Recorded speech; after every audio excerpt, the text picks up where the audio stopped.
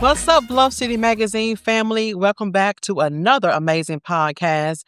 I'm Amanda Avery, your host, your esteemed host of Bluff City Magazine and this podcast. Y'all know what we do. We sit down with change makers and civil leaders, entrepreneurs, influential figures, people that are really doing something in the city and making an impact. So y'all, please be sure to subscribe to our channel so you'll be notified of our next amazing podcast. Today's conversation is for every parent who has ever wondered if their past would define their future. It is Father's Day month, and this is almost the last day of June, you guys. And so I want to bring somebody on here who's going to kind of speak to the fathers. If you did not have a father in your life or you were raised with a father, and just some advice and some encouraging words going forward. And so I'm sitting down today with Jevonte Porter to talk about fatherhood, healing, breaking generational cycles, and what it means to be fully present for the people who matter most. Jevonte, welcome to the Bluff City Magazine Podcast. Well, Amanda, first, thank you for having me. I'm honored to be here. Yes. This podcast is hot and popping. The sun was saying, I think you've grown tremendously, and thank you. I enjoy watching you and watching some of the guests you bring on. So I'm grateful to be here. So thank you for having me. Yes, absolutely. Listen, let's talk about how we kind of met. Y'all, let me tell y'all something.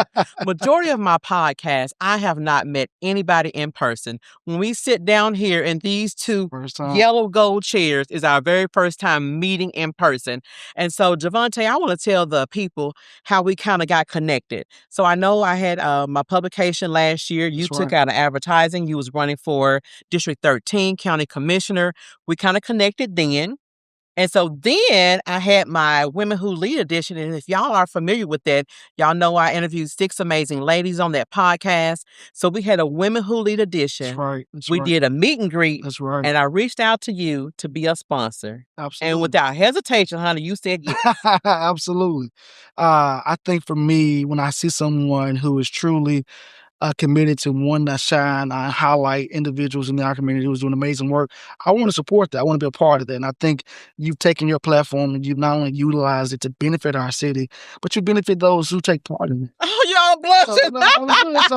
So every time I want to be a part of it, I think that's kind of my DNA as far as how I lead. And so without a doubt, I will always do that. I think people don't oftentimes get the credibility and the shine that they deserve. And so having Bluff City Magazine and podcast do that, that's amazing. And so I think that's impactful. And I want to continue to support projects like that across our city. And so I would do it all over again. Absolutely. But yes, running for District 12 County Commissioner this past primary election, which was an amazing campaign season for me and my entire team. So grateful for the journey. It would not change anything about that. But also you talked about women who lead. And I am an only child raised by a single mom. And so I understand how our women, Black women in particular, show up in these communities and want to support them in every which way I can. So honey, thank you for the opportunity. Yes. Well, let's talk about who you are as a person. Campaign season, that the district that you were running for is kind of over for you. That's right. So what are you doing now? So I'm still, working in our communities. I serve as the Director of Community Relations at Youth Villages, where I oversee all of our community efforts for our Memphis Our Lives initiative. And so work very closely with nonprofit organizations who are committed to wanting to reduce gun violence in their city. So I employ members across our city who work with stakeholders and faith-based organizations. I also oversee our grants, and so I give out a lot of funding to nonprofits, sometimes our school systems, churches, you name it, just organizations who are doing amazing work and want to make a difference in our city. And if we have the opportunity to do so, I want to make sure we are a part of that. You are the perfect person for that job. So, part of building more allies and what I have to help lead is what I do daily. Of course, all of our government work related to Youth Villages, particularly to Memphis Allies, is also what I have worked with as well. Okay. So Yeah. that's my day-to-day, and I sit on several nonprofits across the city. Right now, I'm a part of the City of Memphis board. I was the former board chair, and I still sit on that board now. And I now also currently sit on the Benjamin Hooks Institute for the University of Memphis board as well. Okay. So still want to make sure I maintain civic engagement. Yes. But also utilizing those platforms to educate more members about what is happening in our city. Memphis has a lot of small pocket things that people aren't used to, and how we can do a better job of really pushing the messages out there. So I think me being just 29 years old, gives me the benefit of bridging the gap between, you know, older generations and my current generations, as well as younger generations. So I think God has been a blessing to me, and I just continue to use his gifts he's given me to give back and forward to others. So, well, honey, you are definitely a man of influence, and I'm glad to make your acquaintance. You were born and raised in Orange Mound. That's right. Orange Mound, Tennessee, as some will call it. Okay. Does Orange Mound have like a nickname or anything? No, it's just the Mound. Just the Mound. That's right, the Mound. Just the Mound. So you were just saying, you know, you was raised by a single mom and everything. What was your childhood like? I would say I had a very decent childhood upbringing. I think, you know, for me as a young child, growing up in Orange Mound, there was a village, and we don't see that today. And you can still kind of see the neighborhood go down more and more. But as someone who was closely connected with a lot of cousins and just growing up around Saratoga and going to Nat Burning as a baby, like these are things that play a part in your makeup and your identity. And so to me, it wasn't poverty. But to some who may be studying our community and studying our children would say otherwise. So you can see the decline of Orange Mound. But for me, I feel like I had the best of both worlds. Regardless of not having a biological father, I had mentors who invested in my upbringing, who were very intentional about wanting to make sure I not only got out, but I made something of myself. I had a mom who was fearless and who was resilient, you know, who oftentimes struggled. She was a teen mom raising a child. But because of her resiliency and her belief in me and what I could do with my life and my future, and also to motivation. And I had peers, had friends who we went to elementary and middle school and high school. So these are things that are part of your childhood and your DNA, but they also become who you make up to be as a person. So for me, it wasn't struggle. For me, it wasn't poverty. It was my way of living. Now, what I did with that, of course, is next chapters after. Yeah. Definitely feel like I had a decent You said something earlier that, you know, Orange Mound is kind of on the decline. Do you feel that at some point as you elevate, you're going to come back and do something with the community? Absolutely. I know you have plans to kind of, you know, absolutely. bring a vision to life there. Through my work now with Memphis Allies, we actually work with an organization in Orange Mound. We've invested over almost $1 million into this organization who's doing vital work.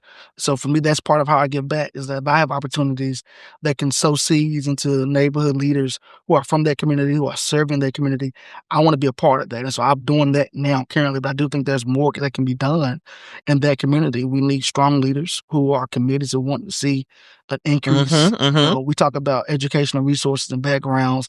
All of that needs to benefit that community. Orange Mound is the oldest African-American neighborhood in this country. Yes, it is. And so I'm proud to be from that. But we want young leaders who are from the community to understand that impact and also be proud. And so continue to educate them on their purpose and just the very fabric that makes up Orange Mound. That to me was my pride that I carried well throughout high school and well throughout college. And even in my career now. So that means you went to Melrose? I not just went to Melrose. You know, my wife and I was Mr. and Mrs. Golden Wildcat. Oh, you were. But you know, Melrose to me is so I tell people all the time when we talk about Melrose, yes, it's rich in history, but specifically for this conversation, my mom was a high school dropout. And so she dropped out of high school at Melrose when she was pregnant with me. But her child was also valedictorian of the very high school she dropped out of. And so I think that speaks to just her resilience. Again, I just continue to echo that, but also how she was very intentional with me and my upbringing. You know, that was rough for her at 16, and then me going back 16 to 17 years later, and now I'm the valedictorian of the very school you dropped out of. That's incredible to her. So shout out to my mom for sure for the many lessons that she instilled, but for her sacrifices for me to be able to make that and get that done. And so I think. Yeah, you know, Golden Wildcat. Yes, Golden Wildcat. That's an amazing story, Jevonte. I know when we talked, you shared that you grew up without your biological father, and we had a conversation, and you knew you took a DNA test, or the DNA test that was taken, that's right, and you found out that the man you thought was not. That's right.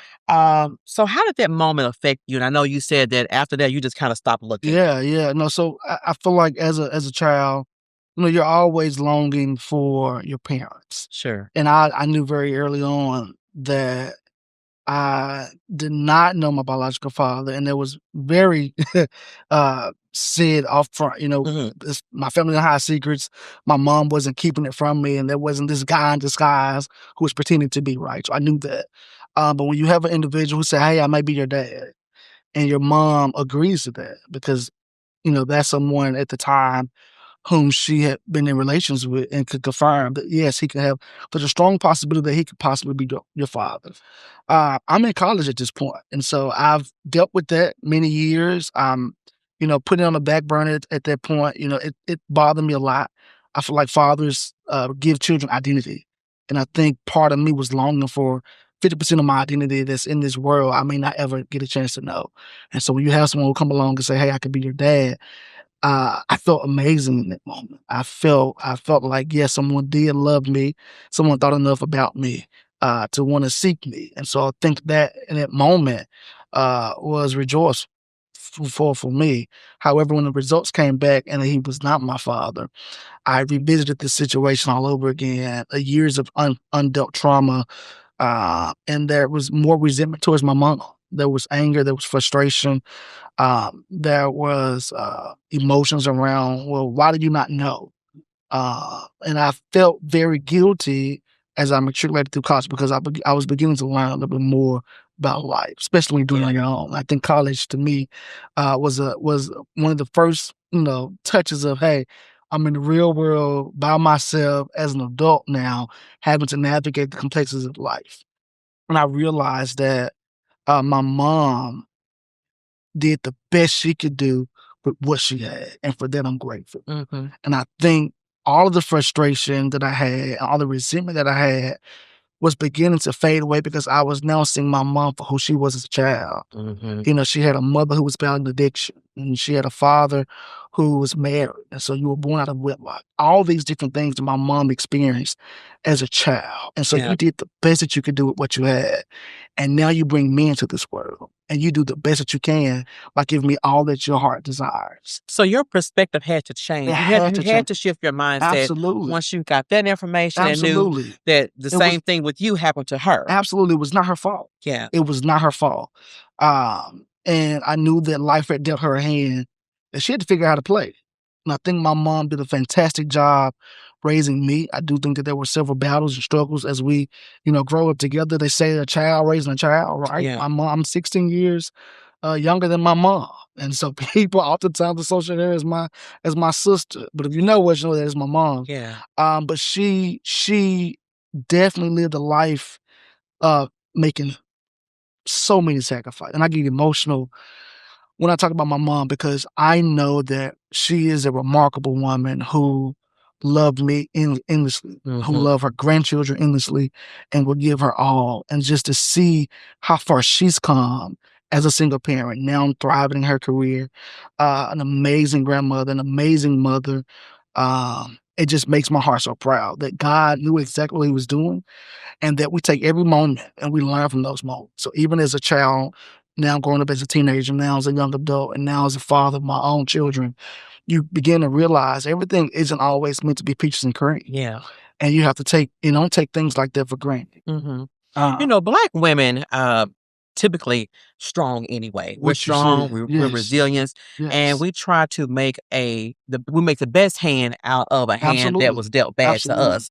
And of course, even as a single mother, we do the best we can. There is no instruction manual. There is no handbook. We do the best we can. And we love our children, and we just hope that their lives don't depict from our past. Absolutely. And that's one thing she said, I want you to be better than me. Yeah. I want you to do more than I could. I want you to reach for your dreams. My mom knew that the potential that she saw in me, I had to capitalize on. And she made every sacrifice in this world. So that, because honey, you were the valedictorian. So that I could, and go on in college and become, magna cum laude in college as well. And so all these things that I attribute to my success started from the very foundation of my mom and her strength. Yes. And I don't think people realize that regardless of the hand that you've been dealt, how people mold you and how they also show you in the behaviors make up that and contribute to that success as well. So it's not always about what someone is giving you. It's also what they have shown you. So Jevonte, I have to ask, when did you kind of realize that this was a cycle that has kind of been passed down from generation to generation? I knew it was a cycle fairly young. Children are very observant, right? And so I was picking up on, some would say context clues. I knew that you could just see some of the traditions. There's a lot of women in our family. There's not a lot of men. And a lot of my older great uncles had passed as I, got older. So we realized that there wasn't many men around really carrying the armor bearers of sorts, being the role models and institutions for younger men in our family. And so I realized, like, why is this becoming a trend? And my older cousins now, who are fathers, were also part of being the example for me as well, because they knew that there was a trend. Someone had to take the reins and really navigate this family in a direction that was more positive, more fruitful for the younger generations coming up. And as for me, I knew that what I was witnessing wasn't something I wanted for my own children or for my life. I knew that this was the beginning, and it wasn't going to be the definite moment or defining moment of who I am and what I would contribute to society. I knew, and honestly, I know it was nobody but God, because there was this innate feeling of, this is not it for you. Yeah. You have been called to greater. And part of that is being very in tune with my religion. I got baptized at 7. And my aunt took me to church. And so I actually had been a member of Greater Love Baptist Church in District 12 since I was 7 years old. And my wife and I just found a new church home 2 years ago. So for almost 20 years, I'd been a member of that church. And that church was also pouring into me, investing in me. And I think that is what God was so smart about. He placed people around me that helped me realize my purpose. And along the way, I knew that I had to take those seeds and water and nourish them. But that was definitely the trend I was seeing in my family. How we begin to break those generational cycles, we see the detriment of what it looks like. We see that this isn't really good for this family. This isn't really prospering us at all. And the mentalities behind fatherhood wasn't really strong and defined, because a lot of children didn't see it in my community. Yeah. A lot of children.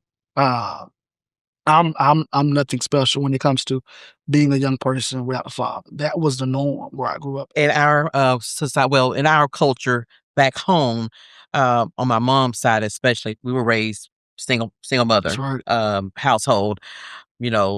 I was a single mother. That's and right. so it is the norm, even though it shouldn't be. It shouldn't be. But we look at it as That's the right. norm in society today. That's right. Yeah. I think, how do we break that? Now, rightfully so, my mom, years later than growing up, she did get married to my stepfather. They're divorced now.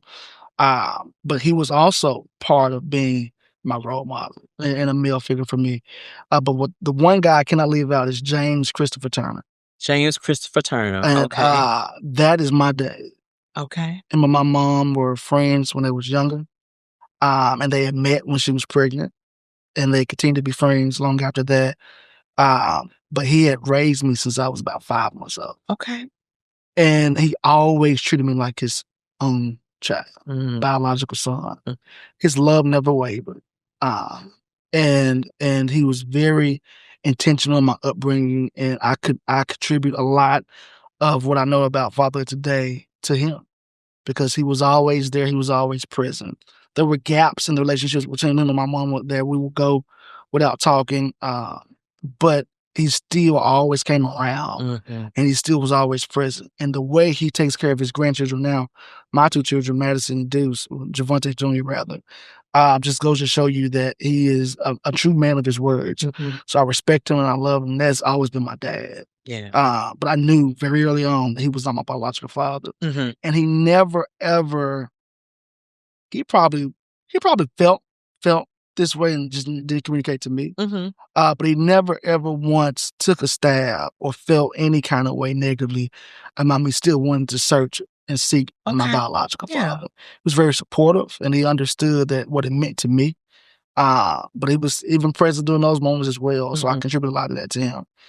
But the way that we have curated normalcy around single parent households, to me, is wild. It is. And I want to just say this. thinking back, and I never just kind of put myself in the forefront, but my mom was a single mother. But here I am now, an editor-in-chief of a magazine. Who would have thought? My daughter is an attorney. Wow. First-generation attorney. Went to Bethel University undergrad, went to Ole Miss for grad. So even there, first-generation college student. So when I think about it, I'm like, you know what? Baby, this strong Black single mother did some things. She did it. And I just never really just think about it because, I guess we just go day to day and just don't see how important that is. Absolutely. But just hearing your story about your mom, I'm like, wait a minute. I think reflection is key. Just hearing you say that, Amanda. Like, Yeah. you reflect on the fact that, what life took you through was just basic building blocks for the future. And now you're able to, you broke a cycle. Because look at your daughter, who's a proud, powerful key, I want to say, attorney. But those are things that sowing those seeds in children pays off. And so what my mom endured, those were seeds that she had sown that paid off for me. And what I want to do early on to ensure that my children make sure they have a two-parent household was continue to sow intentional seeds. And that's my next question. That's it. I want to talk about how we even got here. Absolutely. So your Facebook post, it stopped me in my tracks, and I read it because I may not say anything on the post, but I'm always reading. If I like it or heart it, that means I actually read it. So you wrote that every hug, every game, and every smile reminds you that you get to give your children something you once longed for yourself. And what inspired you to write those words? I saw you had recorded them. They were riding their bikes in the neighborhood. That's right. And you wrote that post. No, you forgive me now. My children having their dad is a privilege in today's world, and it shouldn't be. It should be a right. I didn't have the privilege of riding my bike with Dad. Yeah. Or him showing me how to ride my bike. Or playing in the front yard where it's safe. Taking you fishing or just doing some of those things that are exposing me to what the world has to offer. And when I see the smiles and the hugs from my children, it reminds me that my greatest title I will ever wear will always be father. And what I realize is that they now realize it's their right because I'm always there and I'm always present. And so that moment for me was emotional, but yet inspiring because it no longer mattered about what I didn't have. It now only mattered that what I'm able to give. Yeah. And so part of that helped me deal with some of that unhealed trauma. And it filled voids because I can now take that and channel that energy into my children. And I think that every child deserves a strong family, regardless of its one parent, single parent, two parent. Absolutely. Every child deserves a strong household, a positive environment that can grow and thrive. And me being able to give that to my children lets them know that it is their right. They are deserving of that. It is not a privilege. You are deserving of that. Yes, it is your right. It is your right, your God-given right. Yeah. And so their hugs and their smiles reminds me of my daily purpose, which is to always keep going and always be invested into community and give back to others. I'm only able to pour into those what has been poured into me. And believe it or not, my children fills my cup daily. That's the only reason why I'm able to go back out there. It's because their smiles and their hugs is my energy drink. That's what fuels me. And I'm grateful for that because children give off unconditional love. Yes, they do. And I think we take that for granted. Yeah. And so I want to make sure that I'm nourishing them. I'm giving them what they need, strong utensils to grow and nurture and learn, but more importantly, a safe haven. And so I was in that moment realizing that I'm my children's safe haven. Who can say that they can grow up and play in the front yard? I could as a child. And so who?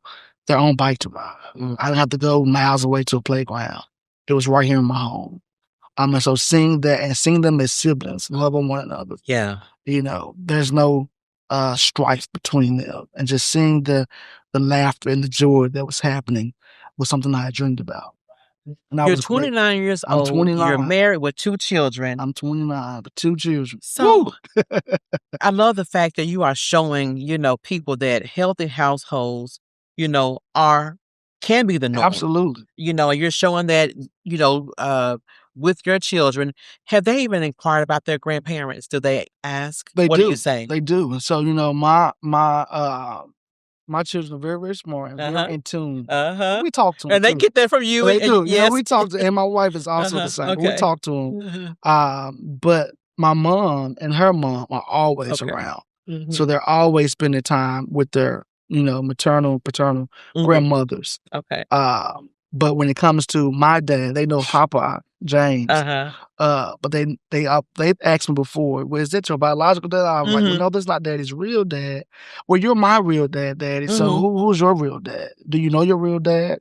These are serious questions. You have to be honest and transparent with my children and give them the answers that they can receive, and be able to understand. But yes, they do know their grandparents. They spend a lot of time with their grandparents. We're grateful for their grandparents. They give mommy and daddy the extra time that we need. But as she and him get older, there would be more explanation around, of course. that. But I think right now, just them having those two individuals in their lives, as well as my wife, mother, and great grandfather and grandmother, they still have that. So that their only living great grandparent is my wife's side, because my grandmother's dad was going on, and my great grandfather is as well. So yes, they get to experience it as well. That's the joy, right? Being able to still have that for them as children, adolescents is key. Yeah. Because grandparents, they are the bridge out. But I was crazy about my grandmother. And was grateful for her many teachings and whoopings as well, but her love. And there's nothing like a grandmother's love. Yeah. So they do get the experience. Well, I love it. Both Thank sides. you so much. Jevonte, if you had the opportunity to speak directly to young men who grew up without fathers, what would you want them to know? That's a very loaded question. Yeah. But for me, what I would challenge every individual or every young person, every young man or every young woman who have grown up in today's world without fathers, that channel that energy that may be causing you resentment or anger and frustration, loneliness, into being led by your purpose. I feel like what I was able to do to really pull myself up was that I got very saturated in my studies and wanted to learn more and grow more. And I think that helped me channel my energy into something that was more positive. So my task to you would be to not let that stop you, not let that define who you are and what you have to contribute to this world, because God created you in his image. And it's something about being created in the Lord's image that's going to produce so much prosperity for others. I'm often reminded that our purpose or our success isn't for ourselves. It's for other people. And so I take every lesson that I've learned, every milestone that I've accomplished, or every accolade that I've received, to figure out how does God get the glory and how do I continue to support and invest in others, because I know that was the only way I'm here sitting today is because someone invested and believed in me. And so with or without a father, I'm able to still bridge the gap for my children and for other children in the community that I get to serve and work alongside, because I know that there is purpose behind my being and my existence. And if I live that out fully, that those two will be the very defining moments for young people and for children without them. So take that, run with that, be you, be intentional, be purpose-led, purpose-driven, but more importantly, utilize that energy and channel it into something great, because God still has something greater for you. Let me find out you're a youth pastor. You didn't say that in your bio. Oh, no. A long time ago I did. I did for Orange Mound Outreach Ministries. Okay. With the Reverend Tucker and his wife. You all this all over you. And I used to be a youth speaker. I did. Okay. I pulled away from religious speaking when I had to eulogize my classmate back in 2014 who had committed suicide. And it was very tough to do biblically, religiously. And so from that moment, I had stopped doing more youth speaking and more motivational speaking. But there was a time, there was a stint, I would say, in my life. Oh, it's in there. Yeah, it's in you. That. When people say it's on me, you know what I'm saying? Let the Lord use me. However he see fit. But I am grateful. God has given me many gifts. And I know I have to, cherish those gifts and utilize them wisely. But, if you don't use your gift for his glory, you won't have it much longer. Absolutely. I'm reminded that, that gift doesn't belong to us. Oh, for sure. Yes, it yes, does not belong to us. So, Jevonte, 20 years from now, yes, if your children watch this interview, what's one message that you hope they remember about you as their father? A present. And not just present by being there, but present emotionally, present physically. I want my children to know that their dad was present because mine wasn't. But I also want them to know that their dad was emotionally present, physically present for them. I was a safe haven for them. And I want them to be proud. Every parent wants their children to be proud. Yes, we do. And so I live by wanting my children to be proud of me and to be an example for them. I don't want my children having to look down the block or down the street for an example. I want you to have that right here in your household because you deserve it. But that's what I will hope that my children receive, realize, and feel. Yeah. That I was present 20 years from now. Okay. I know I didn't grow up in the household with my dad, but he was present in my life. And one thing he said to me that stick with me right now, I am proud of you. That's right. He always say, Amanda, you're just so smart, That's right. And that meant a lot to me because he wasn't in the household with me, but because he still saw me from afar. Absolutely. And the potential that I had. I may not have utilized it at that time, but he saw my potential and he was always so proud of me. So I'm glad that you said that. I tell my children that all the time. And the reason why is because they are very big on words of affirmation. And I know that that's playing into their confidence. And so if they can get it at home, it's our job as parents to begin to build that because you're building their character and how they receive negative responses. And so you know that if you were able to go out in the world and you were in a situation where it's not as positive as it is at home, you're built to deal with it because dad and mom has created an environment around you that built you up emotionally and you're confident that you can thrive and push past any obstacle.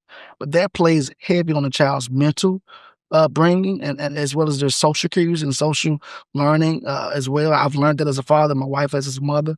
So it's important that we continue to affirm our children of their greatness early on. Right. Because those are the building blocks of how they grow up to be successful leaders and entrepreneurs. And let me add to that.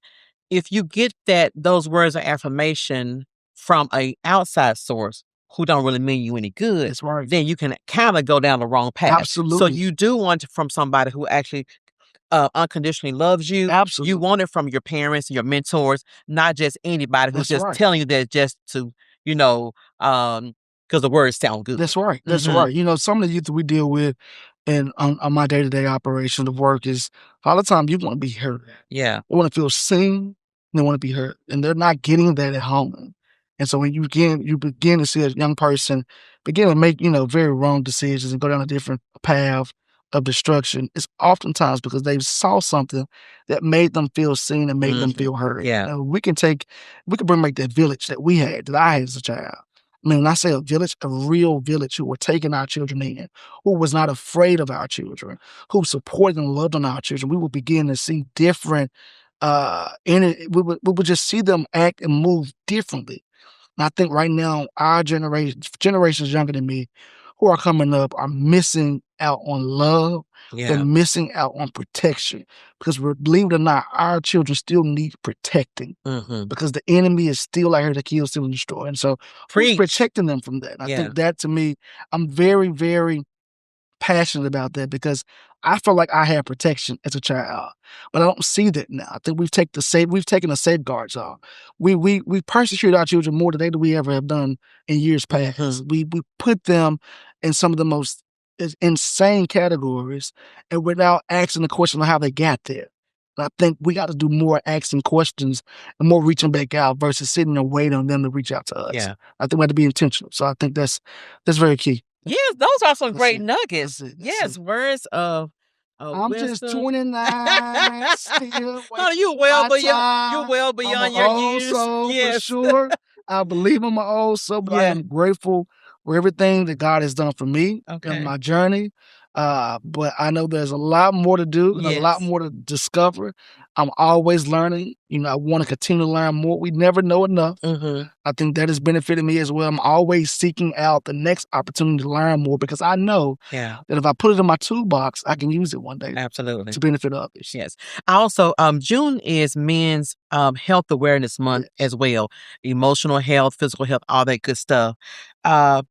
Do you think becoming the father you never had has healed something in you searching for your biological father never could? Absolutely. When we think about, emotional healing, mental health awareness and all that good stuff, how would you respond to that? I think there was, I saw a post, I don't know if it was on Facebook or LinkedIn, but to be the person for your children that you've always longed for. And so when I think about a protector, and I think about a provider, and I think about someone who's going to give me unconditional love, who's going to teach me life lessons, who's going to also just be my safe haven, I knew that it was important for me to be there for my children. We think about identity, right? Fathers give children identity. And me being able to make sure that my children have that early on, heal what I thought I was missing. And also heal the abandonment issues as well. I feel like, as a child, you abandoned me. Yeah. What's wrong?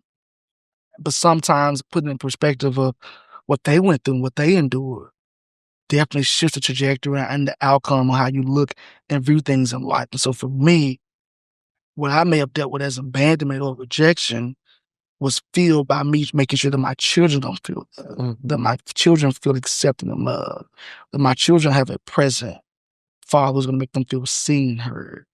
Absolutely. I mean, fatherhood, man, is incredible. Yeah. When you lean in, it's incredible. I'm not a part-time dad. Yeah. I'm a full-time father, day in and day out, and I will give my all to make sure that my children have everything they need. And sometimes, some may say I overcompensate, and that's okay. If God has blessed me to do so, I'm going to continue to do it. But I will teach them along the way about how, we continue to work hard for these things so we are able to live a life of righteousness because God has designed it that way. Yeah. That is how he wanted his children to live. And so do not feel wrong about it.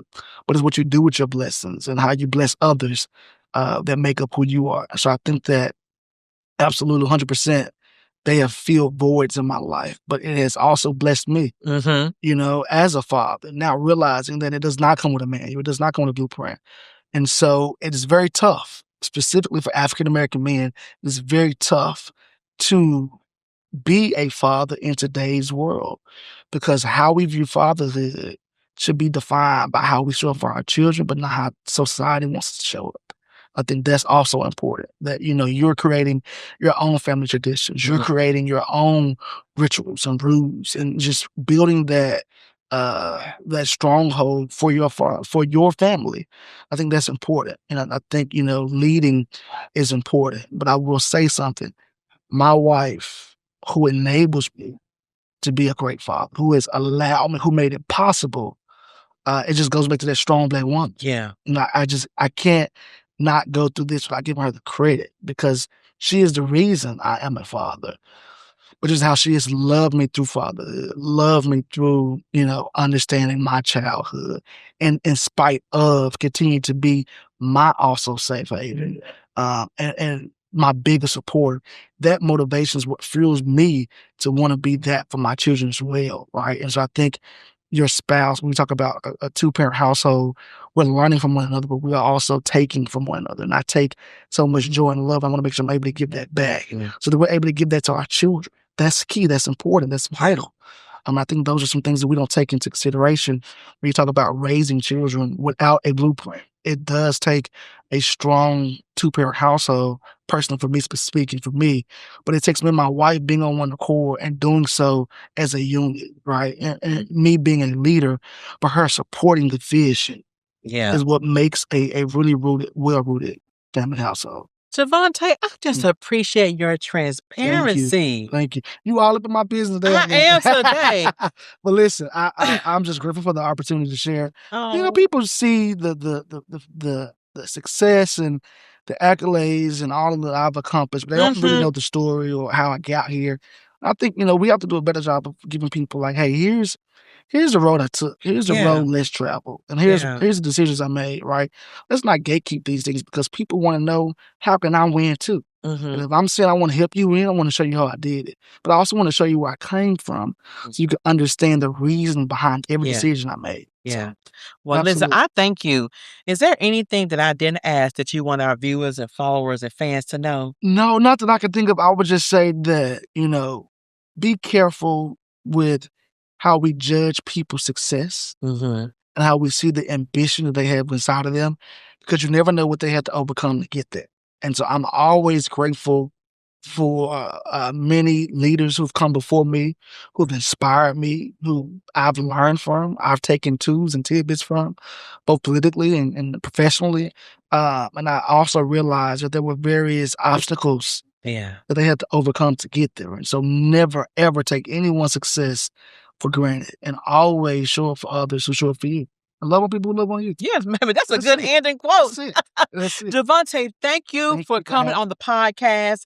And y'all know what I like to do. I always like to end with a nice quote. And today's is actually very fitting for this podcast episode.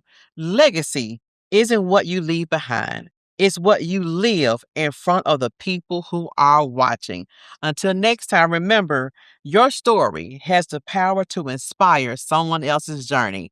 Thank y'all for tuning in. Amanda Avery signing off.